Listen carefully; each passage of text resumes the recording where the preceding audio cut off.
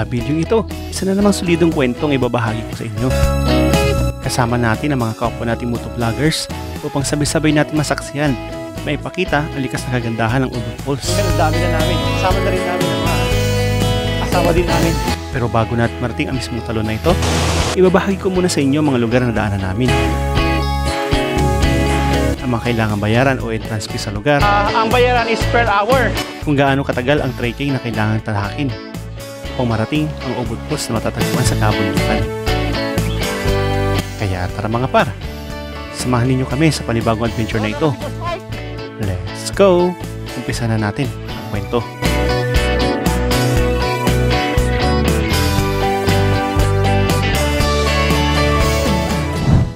Nagsimula ang aming paglalakbay ng ika-3:45 ng umaga. Alright mga par, so magandang Aming layunin na marating ang aming destinasyon ng maaga. Ito naman po ako sa panibagong vlog.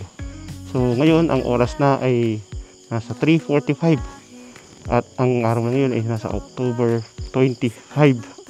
So ngayon, ang gagawin natin mga par, i-meet up natin yung mga kapwa natin, mga riders or mga kapwa motovloggers.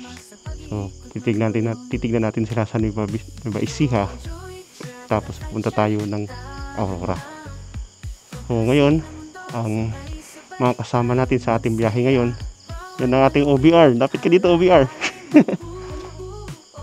Ayan, kasama natin ang ating OBR ngayong araw na to. Okay, so first namin aakyatin ang bundok ng Sierra Madre. Alright, let's go! Mula sa panimulang kwento, dumaan kami sa Eastern Pangasinan Road. Tinahak namin ang mga bayan ng San Quintin at Tumingan. Sa pagdaan namin sa mga ito, patuloy kami naglakbay hanggang marating namin ang lalawigan ng Nueva Ecija. Sa lalawigan ng Nueva Ecija, nilagpasan namin ang bayan ng Rupao, San Jose at Rizal. Sa kabila ng mahabang biyahe, naging maayos naman ang aming paglalakbay hanggang marating namin ang Bungabon Arc, na siyang itinakdang lugar ng pagkikita ng aming grupo upang magpatuloy sa susunod na bahagi ng aming plano.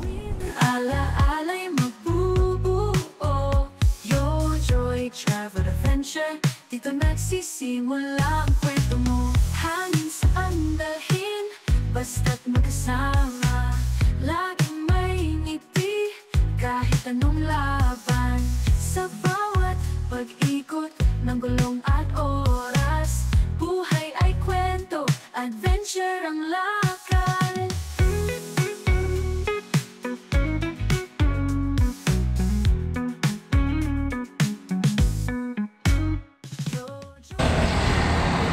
At ayan mga par, andito na kami sa meeting place. So ako na naman nauna dito sa may Bungabon. Wala pa sila. Okay mga par, so sakto dumating sila after 10 minutes. So si Henry TV, ayan, papalipad na ng drone. Si Bry TV, ayan. And then si Kapamoto once again. Tsaka si Quiz na naman, so third time around Quiz. And si A4J, yan, napalipad sila ng drone dito. So ito yung pag motovlogger o content creator, kailangan magpalipad ng drone sa mga lugar kung saan kayo mag-stop over. Okay, nagpatuloy ang aming grupo sa paglalakbay patungo sa aming tinakdang destinasyon. Nadaanan namin ang bayan ng Bungabon at tinahak namin ang Nueva Ecija Aurora Road. Sa aming paglalakbay, inakyat namin ang kabundukan ng Blue Mountain sa Aurora, isang lugar na kilala sa malamig na klima at magagandang tanawin. Ayun no, ang baba ng ulap mga par. Ayan mga par, ay nahuli na naman tayo sa biyahe na ito, paakyat ng bundok. Pero at least alam naman natin ito kasi nanggaling na tayo dito nung nakaraan, nung nag-vlog tayo sa may Labi River. Ayan, so na-scout naman na natin yung daanan dito. So kaya naman ng motor natin na click kahit dalawa kami ni Mrs. So ayan mga par, doon muna kami sa may marker para kumain muna. Kailangan kasi ng lakas para mamaya. Let's go. Sarado par, sarado yung kainan doon sa may Labi na Labi, sa Balangay Labi. Wala eh, di sinara nila, baka konti turista siguro. Okay na? Kompleto na? Sa pagpapatuloy ng aming paglalakbay, nadaanan namin ang isang kilala at tanyag na ilog sa Bungabon. Ito ay tinatawag na Labi River dahil sa kalinisan at malakristal na anyong tubig. Ito ay isa sa mga pangunahing atraksyon ng pangturista sa lalawigan ng Nueva Ecija. O pagkaliko mo, may liko na naman.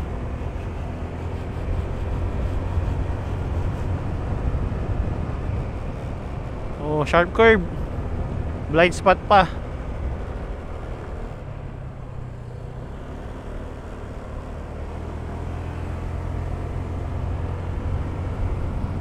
Nagkaroon na ng tubig, yung dating nakita natin is walang laman.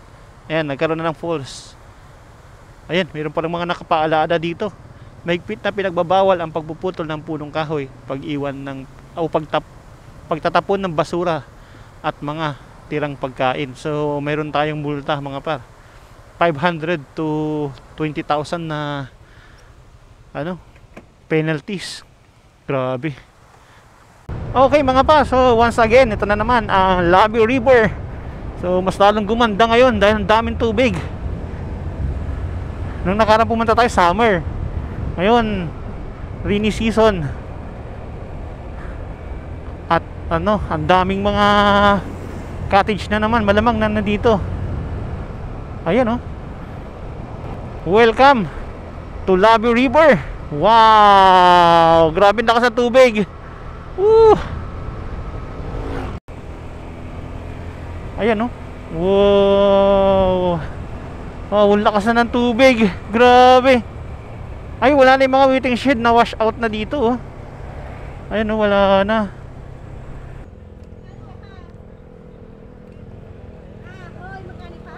Ay, ayan. So, try natin kumain dito.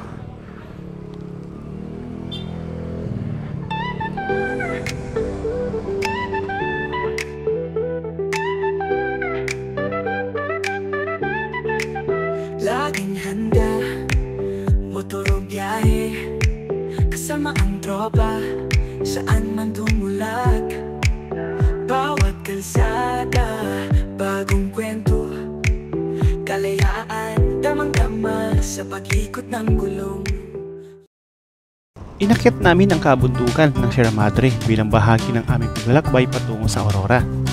Sa aming pag-akyat, narating namin ang Aurora Welcome Art, isang simbolikong palatandaan na kami ay formal na nakapasok at nakatapak sa lalawigan ng Aurora. So dati, naaakyat kami kasama si Mrs.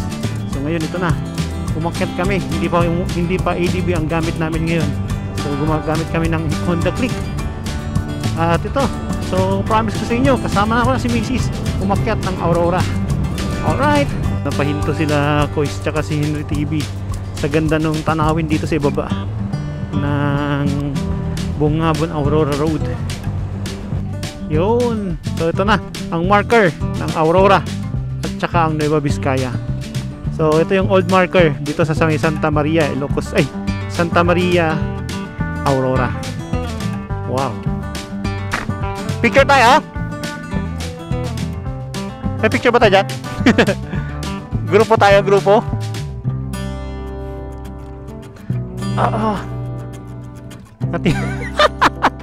Mga titos. Picture. Hindi ka na pwedeng mapalipad ng drone. Pwede ko tingnan mo. May ulap na pa dyan. Cash mo yung drone mo. Pa-picture tayo lahat sana. Dito no. Sino pang kulang sa atin? Si Boss Mike na naman. Ayun mga par. So Aurora Province, touchdown na naman. At ito, nandito yung mga bagong group natin. So nauna na si Kapamoto, di niya napansin tumigil kami dito sa may arko ng Aurora. Ayan, so ito yung mga kilometers na dadaanan pag pupunta kayo ng Aurora, mga bayan nila. So yung San Luis, tapos ang pinakamalayon Dilasag, 201 kilometers. So parang nagpumunta ka na rin ng Manila. So 6 hours na biyahe to 5 hours na biyahe yan. Taas. Okay. Sa kalagitnaan ng aming biyahe, kahit may halong kaba sa mga delikadong daan, tinahak pa rin namin ang Nueva Ecija Aurora Road. Dito namin naranasan ang walang katapusang bangkingan habang magmumotor. Parang roller coaster ang pakiramdam. Habang paakyat at pababa ang kalsada, sabay pa ang malamig na hangin at ganda ng tanawin. Talagang sulit ang bawat liko.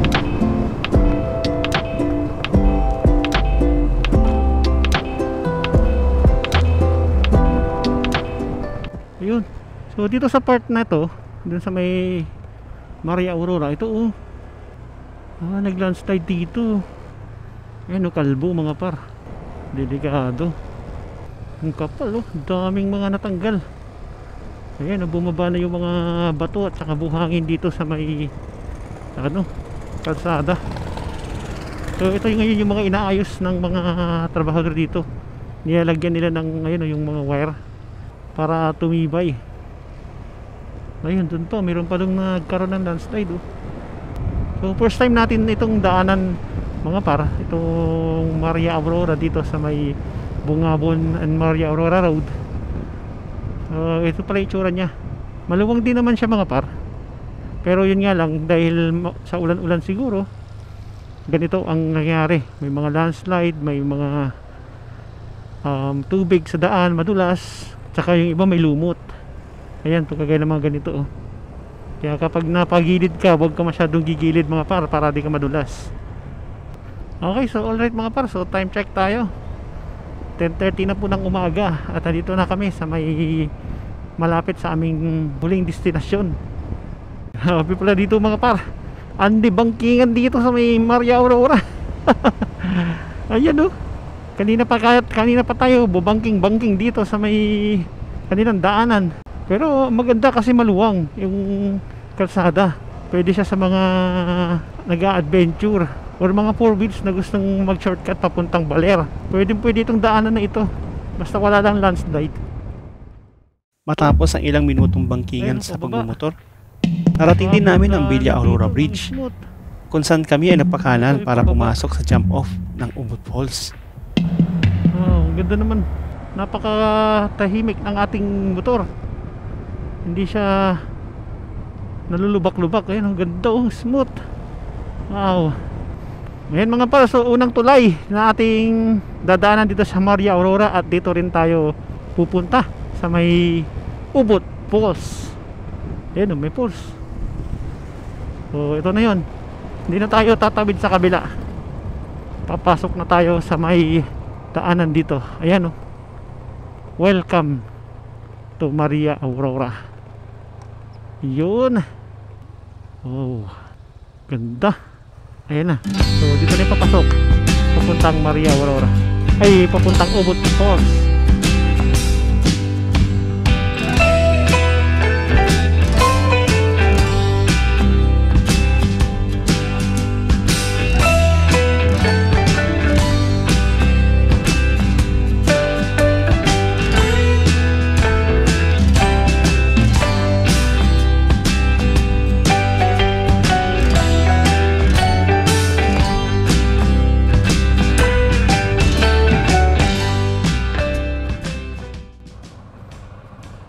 Wala naman si Boss Mike. Nahuli na naman. Okay, so ayan mga par. Mayroon signage na I love Maria Aurora. Tapos pagpapakanan kayo bago magtulay. Bago nyo tahakin yung tulay, pakanan na kayo mga par. Okay, so ito na yung jump off parking area. Alright, so touchdown tayo dito sa may jump off ng Ubud Falls. Ayan. Nagsimula ang grupo sa pag-akyat, dala ang halong kaba at excitement. Habang binabaybay namin ang humigit kumulang 2 kilometrong lakaran, iba't ibang kamanghamanghang tanawin ang bumungad sa amin. Mula sa luntiang kabundukan hanggang sa dumadaloy ng mga batis na tila nag-aaya para magpahinga saglit. Sa bawat hakbang, naramdam namin ang saya at mananabik na marating ang Ubud Falls. Sa pag-ikot ng gulong, your travel of adventure. Hey mga par, ito na naman tayo. Ito na naman tayo at marami tayo ngayon. Hindi na kami 3. 8 na kami. Kanya-kanya na tayong vlog. Paano ba yan? Okay, so ayan mga par. Ayan, so tour guide namin. Bakit 2 tour guide natin sa ano? Naging 2 kasi Daw po, mabuhay po. Leonardo po, Leonardo. si Kuya Leonardo. Yan, si Kuya Leonardo. Anong pangalan daw ni Kuya? Leonardo DiCarpio. Sarmiento po. Ayan mga par, so ang tour guide pala dito, ang bayaran is per hour. So kung 1 oras, 100. Tapos Maximum of 5 person lang mga par. At yun ay kung kulang kayo, o ganun pa rin yun, same pa rin. Basta 100 per hour ang service fee. At yan, yung grupo natin ngayon. So anong pangalan ng team natin? Timba. Yan, yung kasama sila Kapomoto, Kois TV, si Boss Mike, si A4J, tapos si Bry TV. Yan, so ang dami. So dati tatlo lang kaming nag-hiking or nagti-trekking ngayon. Ngayon, ang dami na namin. Kasama na rin namin ang mga asawa din namin. Okay, so first to lie. Final try, travel adventure.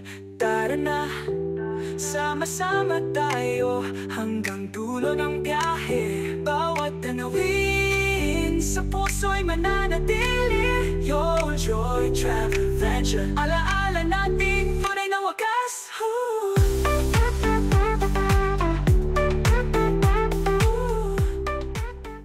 Grabe yung mga par, malumot, delikado. So tuloy-tuloy yung pag kasi no, pag ulan. Ang haba nito pag ibabrush. So madulas talaga. Kailangan ata dito yung mga chinilas nyo or yung mga sandals yung may spike. Mga ilang kilometers kuya? 2, 2. Kaya naman pala ng mga motor na pumasok dito, sabi ni Kuya Leonardo. Dahil kaso nga lang ang problema pala, binagyo ito yung kamakailan lang ni Bagyong Paulo.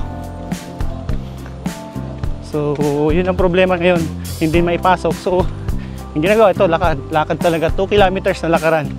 At equivalent to siguro mga 1 oras. 2 kilometers silang equivalent nun kuya, 1 oras, 2 oras, depende. 45 minutes. Ganun din, so same din sa may Mugan. Ang dami din pako. Ayan. Yung pako na halaman. Yung pwedeng isalad na pako. Yung talbos niya. Ayan mga paro.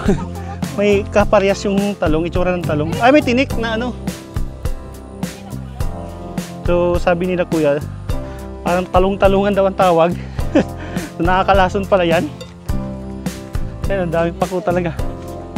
Oh, may tinik nga yung ano, yung natangkay niya, may tinik. Ayan. Ano ba? Kumusta ang experience?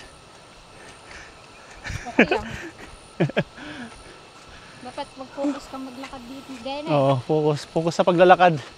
At madulas. Yes. Patang na talaga ng tubig nila. Tapos sa tingnan mo, may kulay gray. Gray ba yan? Blue.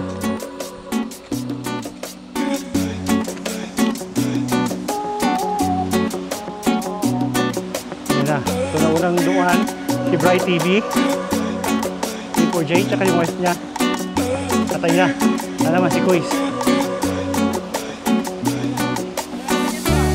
Hi kaya, hi! At saka si Heather TV. So nahuli na naman si Boss Mike, wala na naman. Ayun pala sila. Ayan, si Kapomoto at si Boss Mike. Hi ka! Hi! Boss Mike in the house. Ayan, si Kapomoto. Ayan, ito naman para yung mga ginawa nila for ano, hindi pa to binubuksan sa mga turista. Ginagawa pa lang or opening pa lang, starting pa lang ng kanilang project. So pero may mga nagawang bahay na. Sabi doon na magkano ba to? Million din ang budget nito mga par. Itong mga bahay na to. Hoy, bawal dyan! Ayan na si Chris TV. Ayan, yung tsura ng bahay. Malaki din siya, no? Maganda rin. Yan. May sariling gripo na rin mga par. Wow. Ganda din naman pala itong bahay na to. Parang kung baga sa ano, pangmayaman na kung may bahay ka na ganyan. Ang Villa Aurora Ecotourism Area ay nasa Barangay Villa, sa bayan ng Maria Aurora. Isa ito sa mga bagong proyektong pang-turismo na pinupunduhan ng Department of Public Works and Highway upang palaguin ang ecotourism o makakalikaasang turismo sa lugar. Ayon sa ulat ng Philippine Information Agency o PIA, may kaubuang halaga na 69.3 milyong proyekto at binubuo ito ng mga sumusunod: 11 eco-friendly villas, function hall, chapel at tribal hall, tent area, hanging bridge at footbridge, at marami pang iba. Layunin nito na itaguyod ang sustainable tourism o makakalikasang turismo na hindi nakakasira sa kalikasan at magbibigay ng kabuhayan sa mga lokal na komunidad sa pamamagitan ng mga turismo. Laki oh! Stock ng tubig. Yan, natatapon na lang oh. Ayan, galing yan sa may hose na yan oh. Yan oh. Yan, yung hose na yan, yung kulay itim. Papunta dun. At ito, wow, hindi naman tubig. At okay. So, pangalawang hanging bridge mga par. Stage 2. Stage 2 na to, stage 2. Maglakbay tayo sa mga hiling at pangarap, sabay-sabay sa alon, tamhin ang bawat haplos. Sa kalsadang walang hanggan, hawak ang iyong kamay. Enjoy sa mundo ng pakikipagsapalaran natin, sa mga bundok at dagat. Mga par, ang laking bato. Tapos mayroong nakasupport doon sa ilalim niya oh. May maliit. Hindi na ako makita dito sa zoom natin. Ayan, madilim. Pero nandoon oh sa ilalim. Grabe, laki. Isa pa. Kasi ito pa, mas malaki to. Ah. Oo, pwede dito, tingin ko. Tingin ko dito natin maligo. Doon, pwede rin doon, no? Mababaw, quiz. Delikado. Ayan, so ito na yung pangalawang tulay na ating dadaanan dito sa may papuntang Obot Falls. Silong ka. Silong ka sama. Silong ka. Subilong ka dyan. Ayan o, may mga cottages na walang ano, walang bubong. Ang ganda oh. Pwede daw ba? Sa mundo ng pakikipagsapalaran natin, kaya't halika na, huwag nang makatubili. Sa enjoy mo to, walang kapantay na saya. Isang kwento, sabay-sabay, magiging alaala, hanggang sa dulo ng ating paglalakbay, tayo'y magkasama.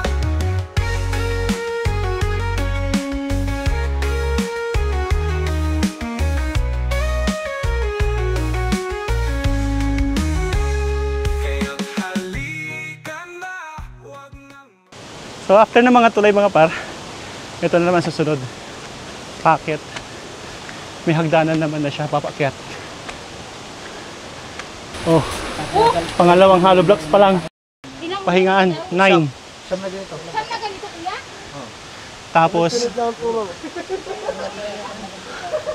Tapos 500 steps. 541 steps ang gagawin dito. Pangalawa pa lang pala to.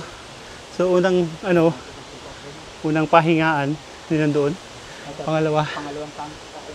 Ano masasabi mo? Parusa. Kung matulog na lang sana tayo sa bahay. Okay. Number 4. Number 4. Oh.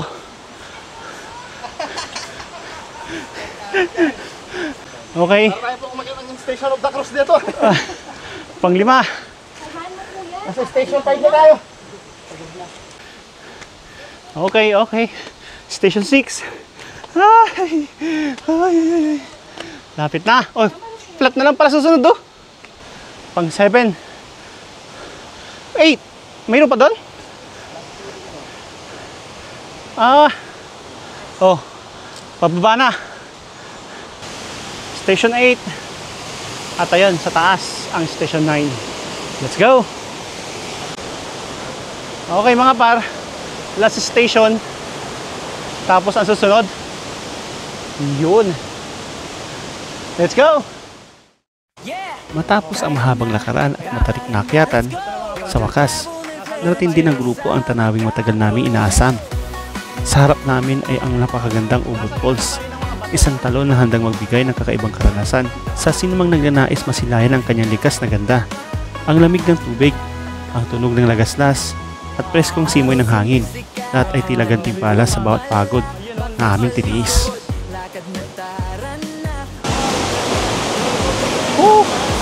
Sulit! Sulit! Ayun na! Wow!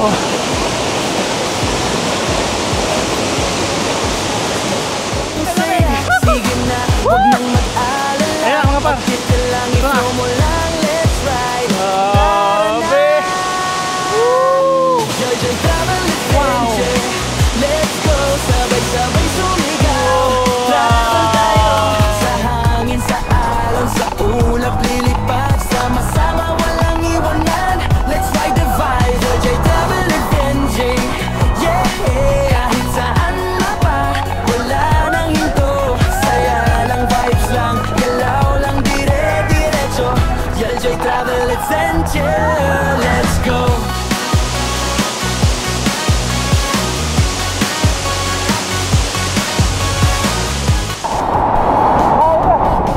Hey, grabe! Hindi namin in-expect yung gano'n kalakas yung mga doon ay yung bumagsak. Grabe, may lakas! Tapos ang lamig! Woo! Nice para yun!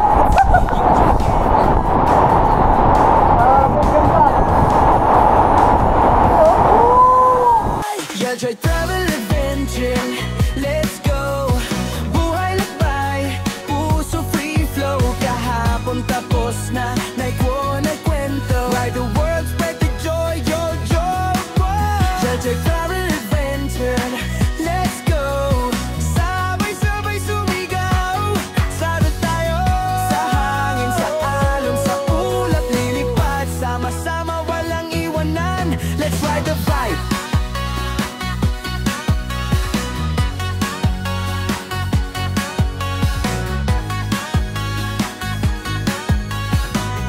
Judge, we're gonna live frontier. Let's go.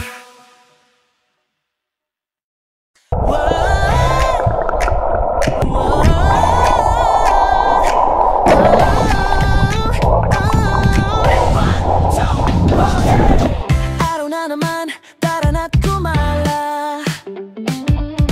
Hawak ang bag, puso'y malaya. Provide So, hindi na kami dadaan sa Misimento. Dito na. shortcut na long Shortcut na kami. Shortcut, long cut. Ayan. Imbis na dadaan kami dyan mga kasagilid. Dito na. Eh mga par, after ng babato, talahiban naman na kabuhan din. Saan pa tayo kuya?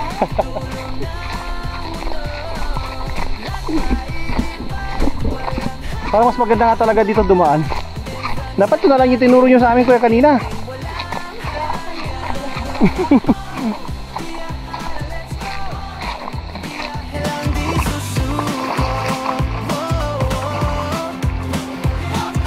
Gising sa tanawin para kay ganda. Panibagong kwento na. Mountain heights to ocean breeze sa bawat agad. Peace we sing, sabay Kapagod. sigaw. Free, Ano? di na babalik sa Buhay pa naman. lupa. Sa bawat kanto, ito ang buhay. Okay, so yan mga par. At ngayon, tapos ang ating biyahe dito sa may Ubod Falls. So kasama pa rin natin sila Kapwa Moto, Ride TV, A4J, Quiz, Henry at saka si Boss Mike. So yung mga yan sa likod natin mga par. And kita-kita na naman tayo sa panibagong race na naman. Alright, let's go. Isang malaking pasasalamat dahil nakumpleto namin ang adventure na ito. Isang kwentong nabuo sa pamamagitan ng pagtutulungan at pagkakaisa ng mga taong iisang layunin.